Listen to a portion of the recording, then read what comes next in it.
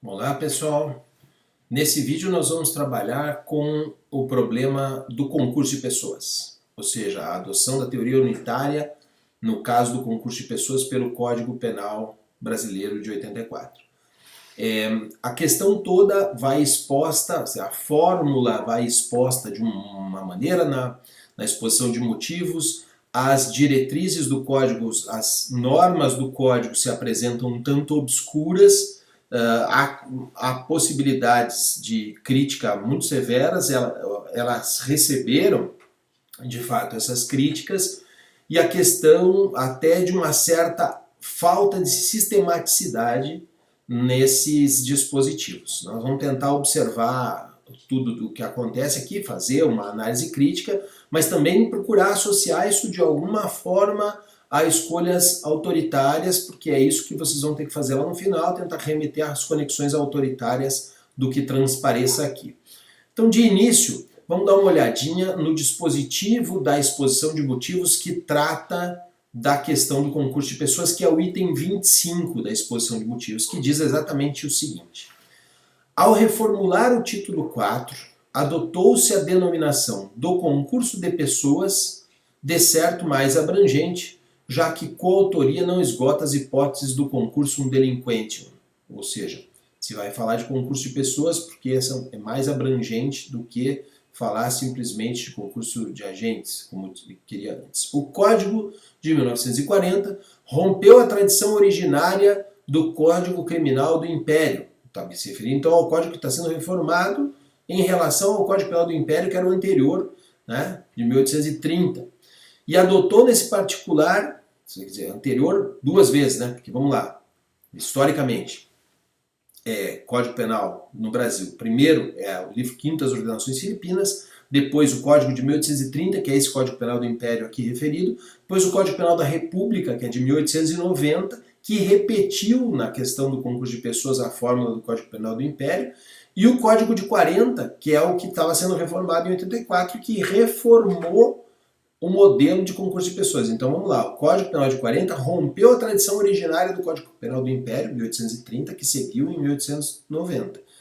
E adotou nesse particular a teoria unitária ou monística do Código Italiano, que era o Código Rocco, de 1930, como corolário da teoria da equivalência das causas, exposição de motivos do ministro Francisco Campos, item 22. Então remete à exposição de motivos do Código anterior.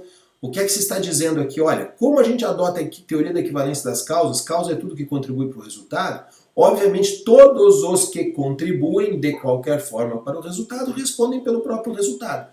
E então há uma conexão direta entre a adoção de uma fórmula de teoria de equivalência dos antecedentes na causalidade e a adoção de uma teoria unitária lá no concurso de pessoas. É isso que se está dizendo aqui. E claro, aqui como permaneceu a teoria da equivalência dos antecedentes, rejeitou-se o uso de teorias limitadoras axiológicas no plano da causalidade do artigo 13, a teoria mantida em geral vai ser a teoria unitária no trato do concurso de pessoas. Então vamos lá.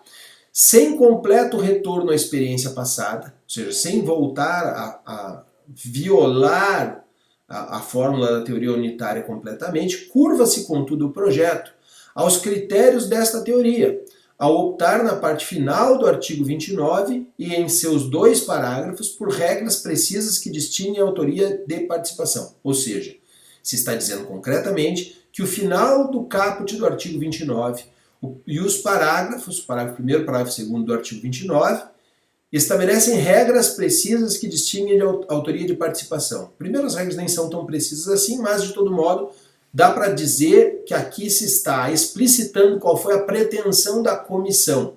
A pretensão da comissão foi dizer, olha, partimos de um ponto de vista unitário, mas fazemos restrições, diferimos entre autoria e participação. Distinção, aliás, reclamada com eloquência pela doutrina, em face de decisões reconhecidamente injustas. Ou seja, haviam decisões injustas provocadas pela fórmula anterior. Então, pela fórmula unitária, né, como levava a decisões injustas, era preciso então restringir. E se diz que se fez restrição. E aí vamos olhar se é que se fez mesmo. O que é que diz o artigo 29? Quem de qualquer modo concorre para o crime incide nas penas a este cominadas, vírgula, na medida de sua culpabilidade. É esse na medida de sua culpabilidade o final do caput do artigo 29 a que refere a exposição de motivos, dizendo que esse final é um final que estabelece regras de diferenciação entre autores e partícipes, ou seja, na medida de sua culpabilidade. Quanto maior sua culpabilidade, maior a sua responsabilidade. Portanto, o autor vai ter uma maior responsabilidade em relação ao partícipe. Isso está muito mal explicitado nessa disposição, mas é essa a pretensão se a gente olha a exposição de motivos, o que é que está dizendo. Muito bem. E aí ela diz que também os parágrafos fazem essa distinção. Vamos dar uma olhada no que dizem os parágrafos 1º e 2º do artigo 29. O parágrafo 1º diz: se a participação for de menor importância, a pena pode ser diminuída de 1/6 a 1/3. A participação aqui, até a redação também é ruim, porque ao usar a expressão participação, nós estamos falando de uma participação em conteúdo técnico, diferenciação entre participação e autoria. Nós estamos falando da expressão técnica participação, aqui está referindo exclusivamente a situações de participação para diferenciar da autoria, ou aqui é participação em sentido leigo, a forma de contribuição for de menor importância. E isso não está muito claro, né? Isso aqui a gente tem que fazer, há dificuldades interpretativas e há opiniões válidas nos dois sentidos. E o parágrafo 2º, se algum dos concorrentes quis participar de crime menos grave, ser-lhe-á aplicada a pena deste. Esta pena será aumentada até a metade na hipótese de ter sido previsível o resultado mais grave. Aqui, então, se estabelece também uma forma de separação, mas essa forma de separação diz respeito à subjetividade, que é algo praticamente inalcançável. Como é que nós vamos saber se o sujeito quis ou não quis participar de outra coisa? Veja, isso aqui está referido, está remetendo àquela questão do dolo que a gente já discutiu. Né? Como é que vai saber quem atribui responsabilidade, o que é que quis o sujeito? Existem fundamentos para tentar atribuir a ele uma pretensão de um dolo diferenciado, mas isso é uma questão atributiva e não de afirmação no plano do ser. Então, a forma de redação das disposições é paupérrima, é muito ruim para poder falar em uma teoria diferenciadora. O mesmo se diga dos artigos que são subsequentes, que vão tratar justamente das circunstâncias de comunicabilidade, dos delitos especiais. Veja o 30. Não se comunicam as circunstâncias e as condições de caráter pessoal. Ou seja, vamos separar então. Salvo quando elementares do crime. Ora, se são elementares do crime e vão se comunicar, vai fazer com que o estranhos responda pelo crime específico do sujeito que tem os qualificativos próprios. Né? E aí o que acontece? Aí se traslada de um para outro dentro de um plano de teoria unitária, não num plano de teoria diferenciadora. Não se diferencia a condição daquele que participa, né? De tal sorte que e tampouco se diferencia se aquele que o sujeito que é o detentor da condição especial, seja ele mesmo o condutor, ele tenha domínio da vontade, por exemplo, e utilize como instrumental o estranhos. Ou o contrário, quando o estranhos instrumentaliza o sujeito que tem a característica própria. Isso aqui deveria ter diferença em relação às atribuições de responsabilidade, e aqui não se fala simplesmente em comunicabilidade. Né? Então, isso aqui também é discutível desde um ponto de vista das regras de concurso. Na prática, o que acontece é que não há um sistema próprio entre essas normas que se possa afirmar, isso aqui é um sistema unitário. Não, isso aqui é um sistema diferenciador. Há uma mescla de pretensões que levou certamente à assistematicidade das disposições, o que não significa que elas não possam ser interpretadas. E aí, aqui tem uma discussão importante até entre textos até que a gente tem publicado por aí. Houve uma discussão entre um texto do professor Alaor Leite, um texto meu e do professor Rodrigo Cavagnari, sobre se aqui se é possível ou não utilizar a teoria do domínio do fato como fórmula de interpretação dessas normas do nosso Código Penal. professora Laura Leite diz que não, porque aquela é uma fórmula criada para teorias diferenciadoras próprias do Código Penal alemão, e eu e o professor Rodrigo Cavanhaque dizemos que sim, que uma fórmula teórica pode ser filtro interpretativo de qualquer classe de norma, né? E aqui não existe uma norma que é incompatível com aquela leitura. O que existe, isso sim, é uma falta de sistematicidade, uma falta de coerência intranormativa que deriva precisamente daquela concessão que se quis fazer, mas não muito. E é aqui que eu quero chamar a atenção dos senhores. Vejam lá, numa teoria unitária, numa teoria em que todos respondem pelo mesmo fato, da mesma forma, e que se reconhece na exposição de motivos que podem gerar resultados injustos, de onde derivam esses resultados injustos? Ora, muito simples, onde contribuições de entidades diferentes, de importâncias diferentes, acabam respondendo da mesma forma.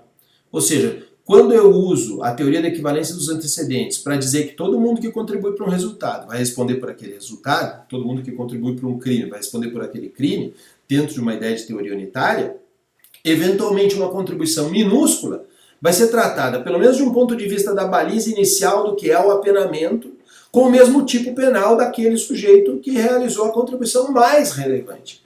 Então, essas teorias unitárias tendem a tratar todo mundo igual. Tratando todo mundo igual e tomando por baliza sempre o mais grave, o que é que vai acontecer? Vai acontecer um agravamento da tratativa que se dá à responsabilidade, especialmente nos casos dos partícipes. Uma teoria diferenciadora vai dar muito mais a cada um o que é seu, ela é muito mais individualizadora, perceba. Enquanto que uma teoria unitária é muito mais coletivista. Olha, todo mundo que contribuiu para isso vai responder por isso, não quero nem saber, todo mundo está no mesmo barco. Vamos tratar todo mundo junto, tá?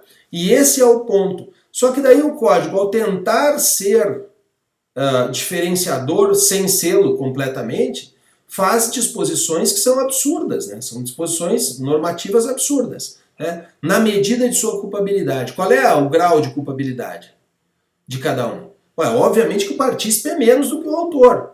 Mas daí, como é que nós vamos estabelecer nos casos concretos? Bom, então o partícipe vai ter menos pena. Ok. Se a participação for de menor importância, essa participação de menor importância, nós estamos referindo a situações de coautoria também? Quer dizer, dentro de uma coautoria de divisão de tarefas, as tarefas todas são essenciais, tá? A subtração de objeto, por exemplo. Eu seguro a arma apontando e você vai lá e subtrai a carteira do sujeito e tal. Então, nós dividimos igualmente as condutas, as duas são importantes, sem uma não sai o delito, sem outra não sai o delito. Mas também nós podemos dizer que não sai um delito de furto, por exemplo, sem o cara que vigia, mas que não subtrai nada, né? Ele está vigiando porque é um local próximo a, sei lá, uma unidade policial, e ele vigia a polícia para garantir o êxito do evento. O êxito do evento não aconteceria se não fosse ele vigiando a polícia. Mas ele não subtrai nada, ele não arromba a porta, ele não retira os bens, essa participação, que é coautoria, essa participação em sentido lato, né, em sentido leigo, que é forma de coautoria, ela vai ser tratada no parágrafo 1º ou não? Não está claro, né? Por quê? Porque não há uma sistematicidade clara nas normas do 29 seguintes do Código Penal, né? Então, quero fazer concessão a uma teoria diferenciadora, porque a teoria diferenciadora é mais democrática, mas não faço toda a democracia necessária. Faço uma concessão, mas não é uma concessão tão ampla, porque ela deixa entrever que eu entrego, mas não entrego muito. Não abro tanto, não concedo tanto, né? Qual é a origem autoritária desse